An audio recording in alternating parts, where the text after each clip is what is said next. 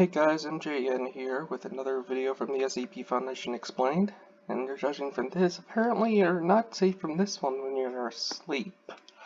But that's just a guess. It could be that it causes you to fall asleep. Well, let's find out. Oh, and the original video is in the link in the description. Be sure to subscribe to these guys if you haven't, and like their videos. And if you enjoyed this one, be sure to subscribe to me and like this video. But other than that, let's get into this video. Imagine this. You're a researcher with an interest in and an aptitude for marine biology. Over the years, your work has taken you far and wide, to the furthest corners of the Earth's oceans. You've observed countless species of sea life, from fish and crustaceans to whales and sharks, predators and prey alike. During one of your travels, you find yourself off the coast of South Africa, monitoring the local population of sea creatures. Looking out across the water, you see a large dark shape moving below the surface. There is a shadow streaking its way towards your vessel, dark as night, speeding like a torpedo. You rush across the deck, leaning over the port side as the shape swims beneath your boat. You're certain you know what it was. After all your years studying the world beneath the waves, you know a whale shark when you see one. The largest known species of fish still in existence, the whale shark is a filter feeder, consisting on a diet of plankton and other tiny aquatic organisms. A whale shark poses absolutely no threat to humans, or rather any whale shark other than this one wouldn't pose a threat. But how could you know that? Scanning the water, you strain your eyes, trying to spot what you assumed was an ordinary whale shark swimming below. But there is nothing, no sign of it anywhere. Sighing, you think you might have missed your chance to see one in the wild. Perhaps it changed direction. Instead of swimming under the boat, you tell yourself. The ship turns and starts making its way back towards the small harbor, leaving you blissfully unaware that there's an extra passenger on board. As you disembark, you notice something on the side of the boat. Emblazoned on the hull is a motif of a familiar shape, a whale shark, depicted entirely in painted dots. You stare at it for a moment, intrigued by the pattern. It reminds you of a piece you once saw, an Aboriginal Australian style of dot art.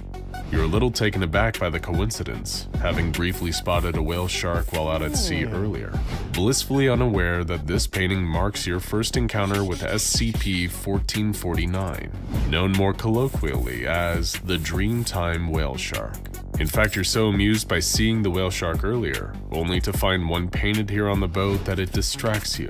You don't realize that the whale shark painting hadn't been on the side of the boat when you'd shipped out. Instead, you pay the crew and thank the captain for letting you hire the vessel for your research, and then Break! Sorry! Yeah. We've all been there.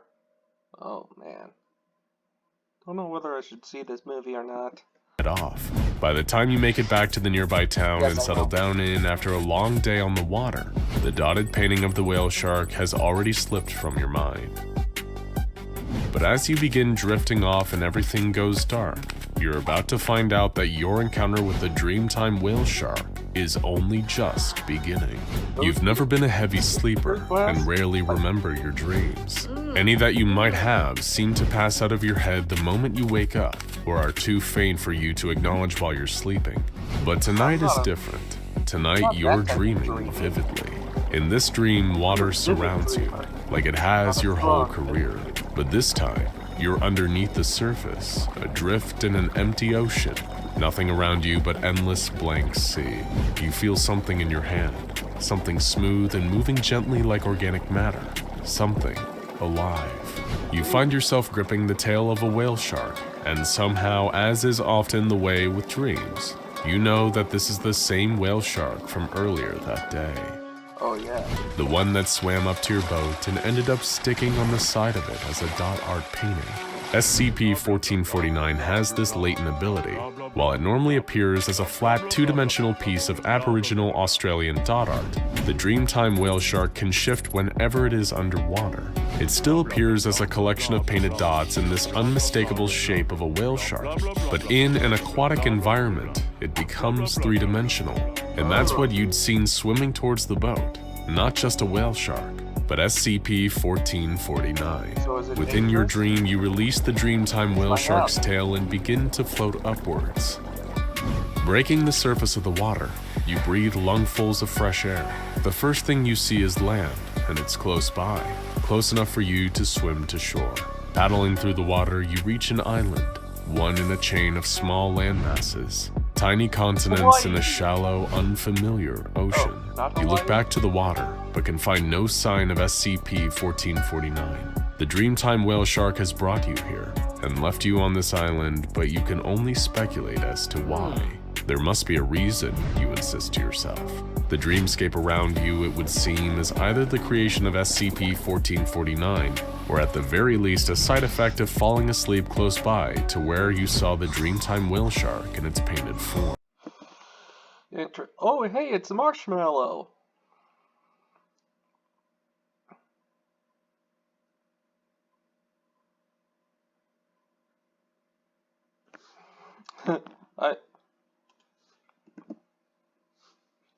Whatever this place is, there must be some way to uncover an answer. It stands to reason, you think, that if you can understand what's going on, then perhaps therein lies the key to escaping this dream and waking up back in reality. The small island you find yourself on, and the others nearby, are inhabited by strange life forms. As you walk across the shore, sand clinging to your wet feet, you approach what you thought at a distance to be a group of other people. Instead, you see a group of peculiar beings. They are not quite human, but they are definitely close. The closer you walk, you notice these strange humanoid shapes huddle tighter together, their backs to you. When you try to call out to them, asking where you are or how you might return to reality, they bustle away. The wind carries the sound of their chatter towards you, and you're certain you hear them call you another one, just another traveler from afar. What you don't realize, lost in this dream environment, is that there are others like it. Pocket worlds like this one, similar but different, currently being experienced by any others asleep near SCP-1449. As you ponder what to do on the beach, the captain of the boat you hired is on a different version of the same island, watching a herd of multiple 2,000-kilo platypi being shepherded by 6 tattooed 3-meter-tall humanoid figures. Meanwhile, his first mate is in another version of this dream world, learning how to hunt under the tutelage of a man called Gray the Rabbit Hunter. Each version of SCP-1449's dreamscape have separate continuities to each other. They are differing copies of the same chain of islands, with the same inhabitants, but each visited by a different traveler from afar in their sleep. Much like a lucid dream, visitors to the Dreamtime whale shark's worlds can interact with them, shaping and altering events in the continuity they find themselves in. Deciding to leave the beach, you elect to make your way towards higher ground to try to get a wider scope of your surroundings. Fortunately, there is a towering mountainous shape nearby, standing like dark serrated teeth against the clear horizon. You begin your dangerous trek, ascending your way up these dead, jagged hills. You're still unclear on how you got here or how to escape, but you will yourself to keep climbing, knowing there must be some way to wake up from this bizarre dream. Finally reaching level ground, you take a moment to catch your breath, collecting your thoughts before advancing any further. You turn, gazing out over the landscape spreading out below and all around you. The island is small enough you can see the shore where you arrived, and the ocean flanking this landmass on all sides. In this short moment, you appreciate the beauty of this bizarre dream world for the first time. The trees sway in the gentle breeze, moving like the calm rolling of waves in the water beyond, both glistening with the warm light of the sun.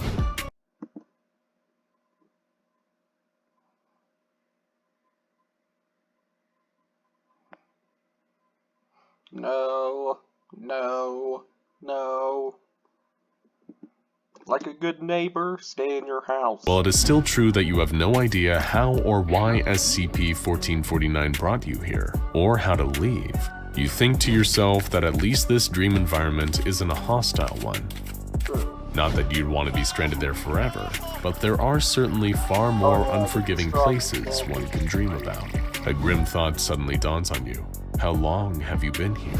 Does time pass differently in this world to the one you're still asleep in? A sound shakes your thoughts back to your current here and now. It was a voice, you're sure of it. A voice calling out, but not to you. Traversing the dead, jagged hills, you see a figure. A person from the real world like you, not one of the local humanoids. They don't see you. They're calling out to someone in a ramshackle hut cobbled together from pieces of wood and other scraps. On the arm of the figure's dark military-like uniform is a symbol, and you can just make out 3 distinct letters. SCP. A wooden plank that functioned as the door creaked open, revealing a second figure. The man looks disheveled, his worn clothing patched with scraps of leather and shark skin, making him look as cobbled together as his makeshift hut, like he was an extension of the small structure. You watch as the man talks to the agent, overhearing his words. "Don't say anything. If you say anything, I lose my mind. You can say anything and something horrible happens," the strange man warns, talking too quickly for the Foundation agent to reply. "You're a dreamer, like me. My name is Nikolai. I am the shipseer of the Dunham and the Brotherhood of Selechostic Pugnikskombin." The man Nikolai, he called himself, seemed distressed, tripping over his words, disagreeing with himself until he starts trailing off into swearing obscenities. "I'm not Nikolai," he shouts. "I am Agent John," before stumbling and cursing again. "I'm sorry. I can't keep the memory straight. Being this lucid for this long hurts. The dreaming fills in all the gaps. Things have always been even as they are brought into being. I've been on this cliff since the beginning of time, just like how this place has always been here. The dream was torn away by the deaths of gods before time began, but I watched it happen 5 years ago. Are you following?" No. "I can barely tell the dream and reality apart anymore. My world has always been the way it is, and we made it like that. We hurt the dreaming. The shark, that's how we see it. We hurt it, killed it in our world, and the Dreamtime poured out like it spilled blood, and we made this big scar here. And things are wrong. Fish walk and ghosts haunt the stones, and women give birth to plastic children. And the leech fields stretch out forever in the seas of human blood, and the center eats cocaine and caviar out of panda skull bowls on the crushed backs of opal mares in acres of broken glass. And it has always been like this. Don't do it. Don't do it again." You're already racing back down to the dead, jagged hills. The sight of the deranged Nikolai burned into your mind.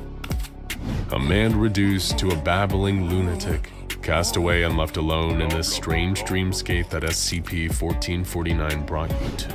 But Nikolai is more than that. More than just someone driven mad by his... Oh, he's part of the SCP?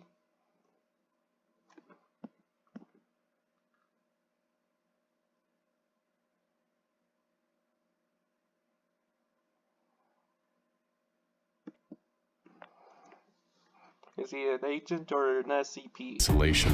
He is a grim prophecy of what will become of you, unless you can find a way to leave the Dreamtime whale shark's world. Already back on the beach, you drop down, kneeling in the wet sand as the tide washes over your knees. The how or why of SCP-1449 bringing you into this dream isn't important. All that matters to you is avoiding ending up like Nikolai. Whatever it takes, you know one thing above all else. You need to wake up. But whether you actually ever will is another question entirely. Now check out SCP. So no happy ending there. So yeah, if you haven't already, check out the original video in the description below. Like and subscribe to the original guys, and like and subscribe to me.